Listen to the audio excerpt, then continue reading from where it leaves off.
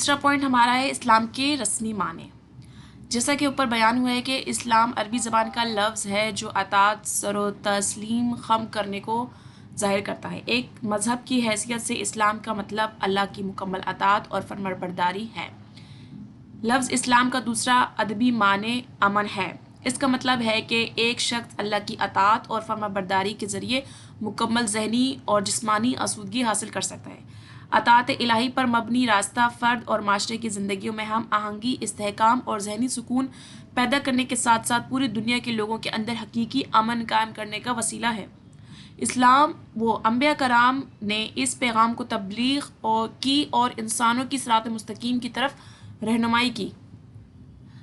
لیکن انسان بار بار نہ صرف سیدھے راستے سے گمراہ ہو گئے بلکہ انہوں نے پیغمبروں کے لائے ہوئے رہنما اصولوں سے انحراف کیا. اس لیے خدا نے انسانیت کو نیکی کے راستے پر قائم رکھنے کے لیے اور پیغام الہی ارسال کرنے کے لیے متعدد انبیاء بھیجے.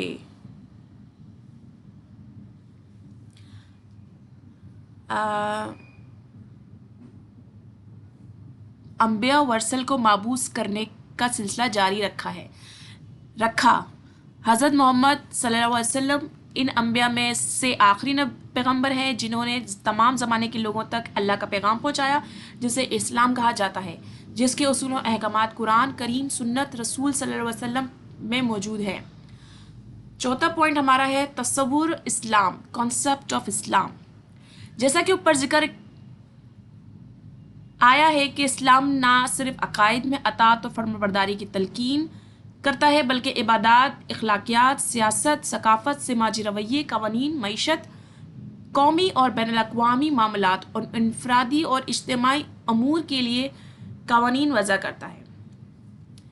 مطلب آپ کی زندگی میں جتنے بھی مراحل آتے ہیں، پوائنٹس آتے ہیں، ان سب کو اسلام کور کرتا ہے. اللہ تعالیٰ کے احکامات کی پاسداری، امن اور ہم آہنگی کی ضمانت ہیں.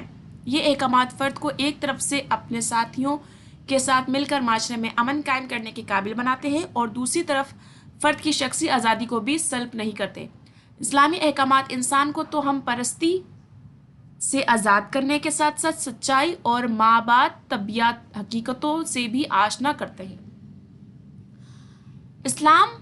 تصور اسلام کی بنیاد اس بات پر قائم ہے کہ پوری کائنات کا خالق اللہ ہے، ٹھیک ہے، جس نے انسان کو اس کائنات میں دیانتداری اور امتحان کے ساتھ زندگی گزارنے کے لیے مخصوص مدت سے نوازا ہے. مطلب ہماری مدت جو ہے زندگی گزارنے کی وہ خاص ہے ہمارے لیے. اس میں ہم نے بہت ایسے کام کرنے ہیں جو لوگوں کے فائدے کے لیے ہوں. اس مقصد کے لیے ایک قانون الہی بھی عطا کیا ہے اور جس کی پاسداری کرنے نہ کرنے کی آزادی بھی دی ہے، جیسا کہ سورۃ کہف میں ہے. کیا ہے؟ سورۃ کہف آیت نمبر 29 ترجمہ: جو چاہے ایمان لے آئے اور جو چاہے کفر اختیار کرے. اس کا پوائنٹ ہے اسلام انسانیت کی ہدایت کے لیے نازل کیا گیا ہے. انسانی زندگی کی مکمل رہنمائی کے لیے انسان کو دو عناصر کی ضرورت ہوتی ہے. پہلا ہے زندگی کی بقا کے لیے مادی وسائل، دوسرا انفرادی اور اجتماعی زندگی گزارنے کے لیے اصول و ضوابط. ٹھیک ہے، رب کائنات نے یہ دونوں چیزیں انسان کو عطا کی ہیں. انسان کی مادی ضرورت کو پورا کرنے کے لیے اللہ تعالیٰ نے قدرتی وسائل کو انسان کی دسترس میں رکھا. انسانی، روحانی، سماجی اور سیاسی ضرورت کی تکمیل کے لیے اللہ نے انسانوں کے درمیان انبیاء ورسل مبعوث کیا اور جامع نظام زندگی عطا کیا جو انسان کی نیکی کے راستے کی طرف رہنمائی کرتا ہے. ٹھیک ہے، پہلا تو اللہ تعالیٰ نے ہمیں مادی وسائل دے دیے زمین میں، اور دوسرا کیا، ہماری زندگی کو صحیح طرح گزارنے کے لیے ہماری زندگی میں انبیاء، پیغمبر اور نبی اور رسول بھیجے. ٹھیک ہے، جو ہماری زندگی کے راستے کی رہنمائی کرتے ہیں، صحیح سیدھے راستے کی. اس نظام حیات کو اسلام کا نام دیا اور اس کام کو، اس جو طریقہ کار ہے، اس سسٹم کو کیا دیا؟ اسلام کا نام دیا. ڈیپ پوائنٹ ہے ہمارا. تصور اسلام کی بنیادی حقیقی روح میں صرف ذاتی زندگی میں اسلامی اصولوں پر عمل کرنا نہیں بلکہ قرآن و سنت کے احکامات کی روشنی میں سماجی، معاشی اور سیاسی میدانوں میں مکمل طور پر عمل درآمد کرنے کا نام ہے. ٹھیک ہے، دوسرے الفاظ میں اسلام دینی اور دنیاوی دونوں دائرے کار میں اتباع الہی کی تلقین کرتا ہے، یعنی دینی کاموں میں بھی آپ نے اللہ ہی کی بات ماننی ہے اور دنیاوی کاموں میں بھی آپ نے اللہ ہی کی بات ماننی ہے، مطلب دونوں طریقے سے اللہ کی باتوں پہ عمل کرنا ہے۔ حنفی مسلک کا فقہ اکبر کہتا ہے، پوائنٹ نمبر ای، اسلام قانون الہی کی اطاعت اور سر تسلیم خم کرنے کا نام ہے۔ ایف پوائنٹ ہے، سید امیر علی تصور اسلام کی وضاحت اس طرح کرتے ہیں کہ اسلام کی اخلاقی اصولوں کو خلاصہ قرآن مجید کی دوسری صورتوں میں یوں بیان کیا ہے۔ آپ چاہے تو ان کا پوائنٹ لکھیں یا تو پھر آپ ان میں سے جس کا بھی پوائنٹ لکھنا چاہیں لکھ سکتے ہیں، جتنا آپ خود سمجھیں اپنے الفاظوں میں لکھیں گے، رٹا نہ لگائیں تو بہتر ہوگا۔ ترجمہ ہے آیت نمبر سورہ بقرہ آیت نمبر 2 سے 5 تک ہے۔ یہ وہ کتاب ہے جس میں کوئی بھی شک نہیں، پرہیزگاروں کے لیے ہدایت ہے جو بن دیکھے ایمان لاتے ہیں اور نماز قائم کرتے ہیں اور جو کچھ ہم نے انہیں دیا اس میں سے خرچ کرتے ہیں، اور جو ایمان لاتے ہیں اس پر جو اتارا گیا آپ پر اور جو اتارا گیا آپ سے پہلے اور آخرت پر بھی یقین رکھتے ہیں، وہی لوگ اپنے رب کے رستے پر ہیں اور وہی نجات پانے والے ہیں۔ مطلب آپ سے پہلے انبیاء پر بھی ایمان رکھتے ہیں اور آپ پر بھی ایمان رکھتے ہیں، اور یہ سورہ بقرہ کی آیت 2 سے لے کر 5 تک ہے، یاد رکھیے گا 2 سے لے کر 5 تک سورہ بقرہ کی آیت۔ سید امیر علی کے مطابق تصور اسلام کی بنیادی اساسیں درج ذیل اصولوں پر مبنی ہیں۔ اے سے لے کر ہے یہ پوائنٹ ای تک، ٹھیک ہے۔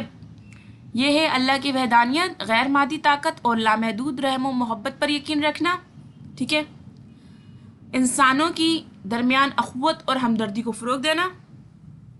پہلا پوائنٹ تو ہے اللہ کی وحدانیت، مطلب اللہ کے واحد ہونے پر یقین رکھنا۔ غیر مادی طاقت، مادی جو ہے چیزیں جو ہم کرتے ہیں، غیر مادی جو مادی نہیں ہوتی اس پہ یقین طاقت، اور لامحدود رحم و محبت پر یقین رکھنا کہ اللہ تعالیٰ ہم سے لامحدود محبت اور رحم کرتا ہے۔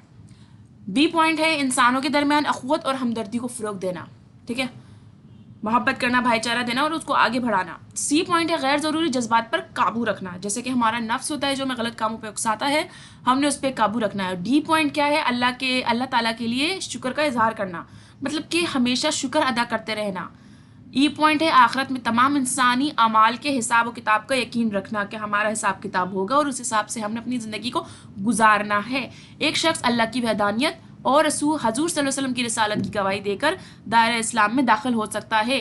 ان دونوں عقائد کا خلاصہ کلمہ ہے، یعنی ان دونوں کے پہ یقین جو رکھتا ہے اس کو کلمہ پڑھنا پڑتا ہے اور وہی کلمہ پڑھ کر ان میں شامل ہو سکتا ہے۔ تو جی یہ ہوا ہمارا آج کا لیکچر کمپلیٹ۔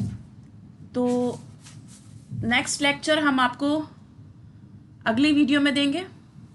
جب تک کے لیے اپنا خیال رکھیے گا۔ اللہ حافظ۔